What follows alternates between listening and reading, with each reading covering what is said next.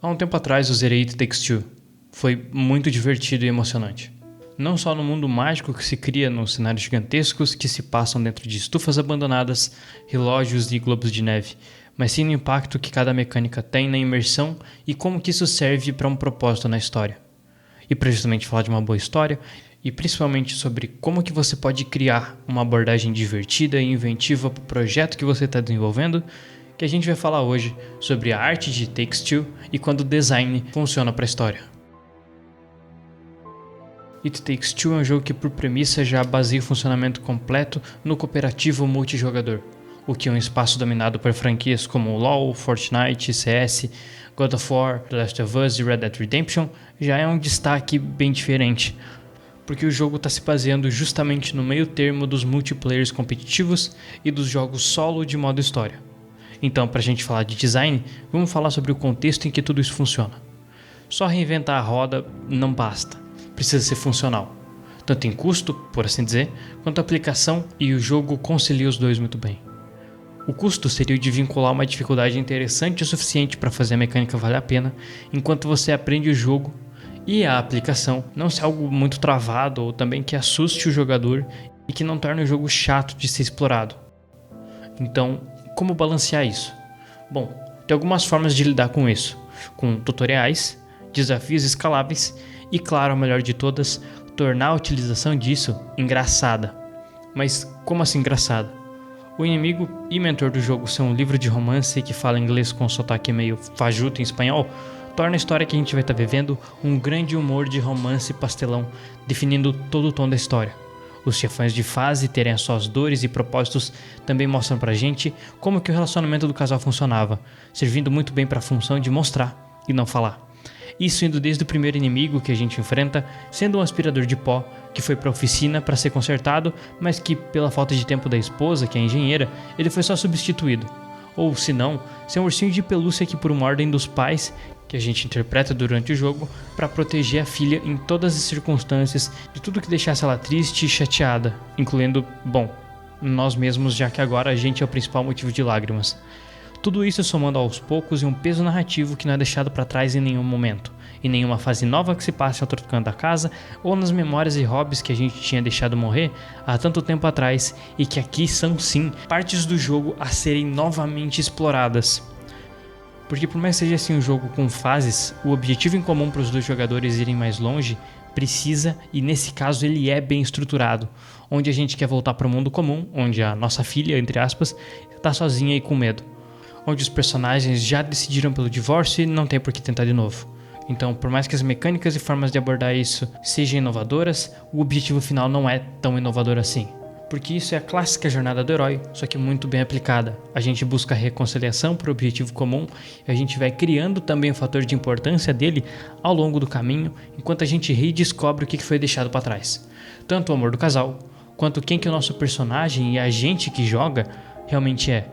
Porque eu nem deixei de pensar em nenhum momento enquanto eu jogava daquilo que eu fiquei de arrumar e desistir, que eu só joguei fora mesmo. Dos hobbies que eu comecei a montar e construir, só que por falta de tempo acabou virando algo que mais ocupa um espaço na minha prateleira do que principalmente algo que eu realmente gosto de fazer. E principalmente o quanto que criar algo bom e certo, por assim dizer, leva tempo e dedicação para ser construído. E principalmente reconstruir também leva tempo e dói. Porque principalmente assumir que a gente estava errado. E tá errado é destruir uma certeza que a gente tinha para dar espaço para uma dúvida. E por mais que eu goste muito de crises existenciais, essa doeu muito em mim. E é justamente nesse fator de importância que a gente vê que dói, que sabe que o jogo deu certo. E ainda mais a gente se importa com os personagens e que fim que a história vai levar. Então It Takes Two consegue um feito muito complicado, que é trazer o lado mais objetivo do design, que é a técnica, estruturando nela tudo o que precisa para que o jogo seja interessante, criando dentro do próprio jogo o seu clima amistoso de competitividade entre o casal, juntando o lado subjetivo da arte, que é a interpretação pessoal de quem joga, a experiência de jogar com quem está jogando. Porque quando eu tava com a minha webcam ligada jogando, era difícil de esconder um sorriso besta de algo fofo, e olhar em admiração ao cenário e mundo completamente novo, e principalmente o choro nos momentos mais sentimentais da história. Então aqui entra o segundo ponto de design, a imersão. Como a gente sabe, um bom artista é um bom mentiroso. onde o próprio Miyazaki e tantos outros artistas falam da ideia de criar uma mentira tão realista que aquilo se torna verdade, que as paredes feitas de papelão de um castelo sejam realmente duras e intransponíveis, onde os castores e vespas realmente estão em uma guerra e para isso a arma secreta é um avião improvisado com uma cueca roubada é a nossa principal esperança. Tudo uma grande mentira bem contada, um jogo de faz de conta que fica tão grande que a gente esquece que é só uma brincadeira. E justamente nessa linha de pensamento de esquecer o que é real e o que é brincadeira, os designs inventivos de um funcionamento imaginativo ganham mais vida. Porque como, por exemplo, você pode olhar para o avião, ele vai estar ganhando mais detalhes e a história por trás dele vai ficando mais densa. Ele vai tendo um peso maior.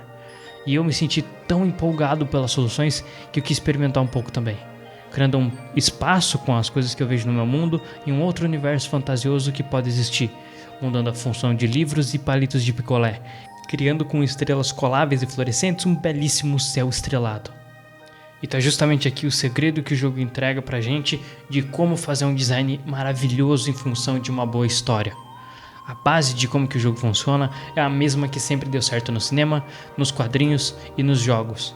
O que realmente faz o jogo ser incrível é a capacidade de olhar tudo isso por um novo ângulo, para buscar soluções e formas de se criar um problema e também resolver ele, e que sejam tão mirabolantes que não é possível que isso tenha saído da cabeça de alguém que já não estava há alguns dias sem dormir completamente sem ideia.